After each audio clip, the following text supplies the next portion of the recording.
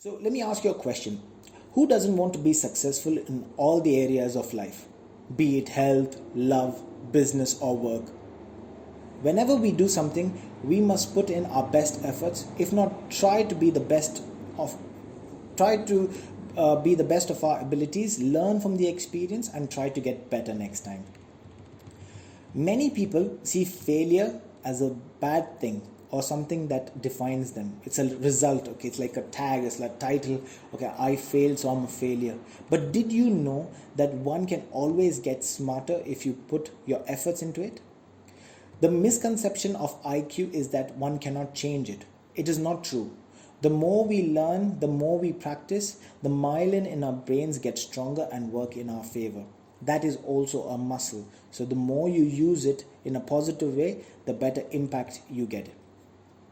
The misconception of talent is also very wrong when they say you need talent in order to be the best. That is not true.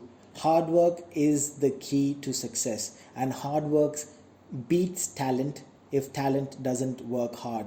So even if you're not talented, if you have the grit, if you constantly practice, you can definitely get there.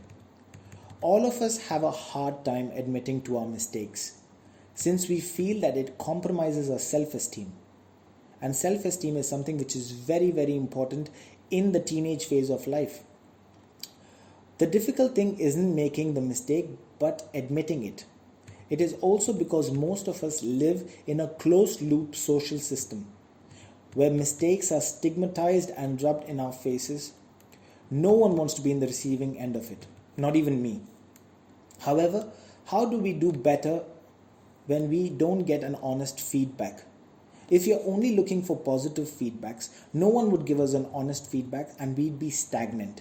We won't be able to beat our best selves. Tests, exams, competitions and games, although are stressors for us, it is very essential for us to know where we stand and what we need to do to improve. That's how we need to treat failure. A feedback.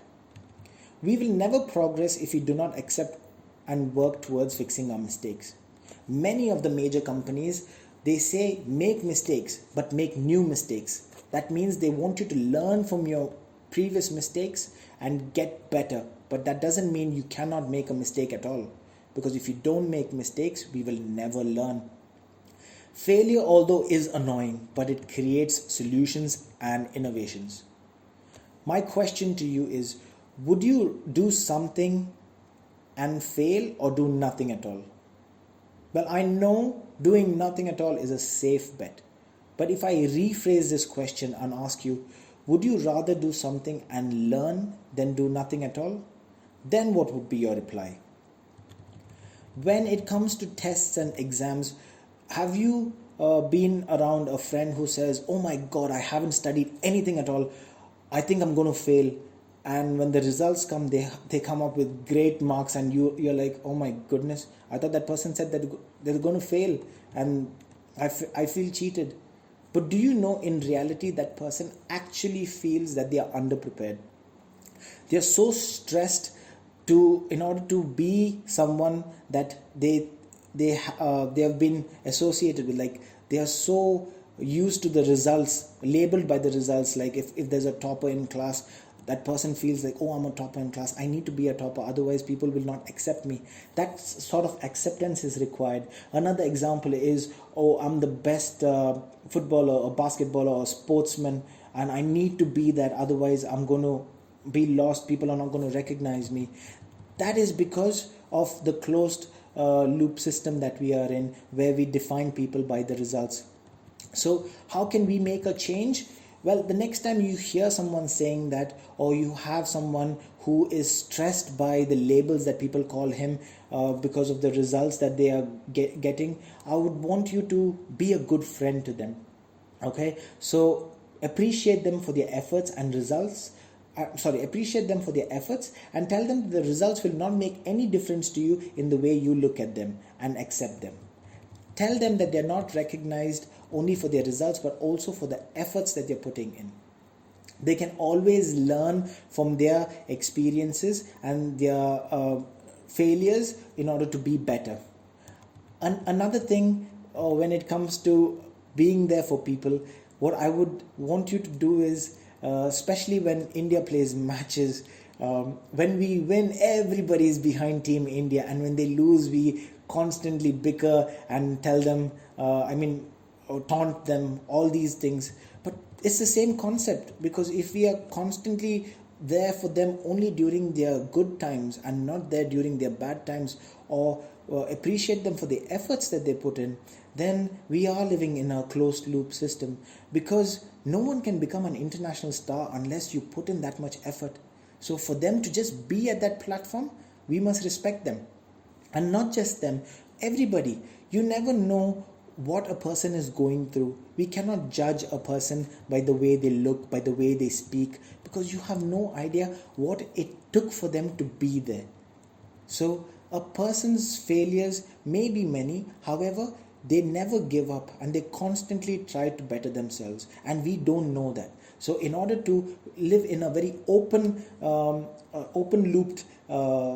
in a very open society where you accept people the way they are, you accept their efforts, and you encourage them, you give them honest feedbacks. I'm not saying no, lie to them and tell them they did well when they did not, because again, they would know you're telling a lie because of the dissonance. They know the results, they know how they feel, and if they get a positive comment when they know that they have not done really well, so there's going to be an inconsistency there. So be very honest with them, but not to taunt them, but to tell them that they are going to be better if they learn from their mistakes. So there are two giant industries that were taken into consideration when it came to admitting mistakes and working with failure. So those industries were aviation and the other one was medical. So in the medical industry, in a year, 4 lakh people or 400,000 people die due to preventable errors, and this is in the US alone, because mistakes are covered up or they are spinned around. And if the mistakes are covered up, then no one can learn from it, and people avoid learning from it, and because of that they do mistakes that can be avoided. The aviation industry, however, initially when it started off, half of the pilots, they used to die, and now 1 in 2.4 million planes get into trouble. That is an incredible number, and that is because of this thing called black box. A black box records all the kinds of mistakes and failures, and the aviation industry learns from it. Even if it's not a very fatal mistake, if the pilot or if the co-pilot and the engineer, they have done a small mistake and it's not very fatal, they are still very transparent to their companies in order for them to learn from it and not make it happen in future.